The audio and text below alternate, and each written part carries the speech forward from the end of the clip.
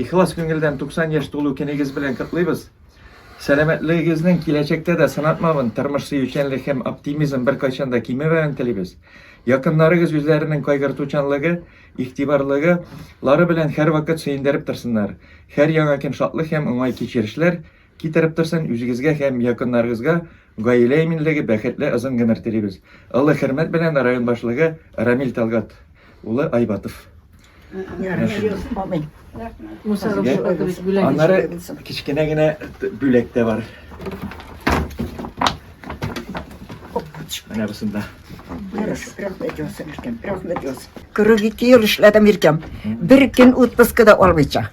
Sabah toyda yok, bizge yangi yılda yok, oktabr bayramında yok, bir nesne yok. Bana şulay. 13 yılın kütüde gittim elim, 13 günlerde. Tınavcan buldum indi. Sıyırda soğudum, buzağda koradım, sarıklarda koradım, berenlerde koradım. En birinci çıpışlar korur vardı, tıngan hem şundan kuyanları da koradım eldar. Biz tonalar ürettik. Tonalar üretip birdik. Niçe baş bulayı? Onda 20 de bulayı, 15 de bulayı, 18 de bulayı indi. Allah'a şükür. Kengilimde maturale Allah'a şükür. İşlimde çıkam da hovada sulayım, uğramga da çıkam ayı. Men geceler bile küvekseleşem indim, ona şul. Bu sindir kemanın koçan niçençi yoluna Taşkın'a var var. Bu Taşkın'da düşken fata bu. Bu sindi poçuk taktasında tırda. Elmutlular bir iki şey yanında.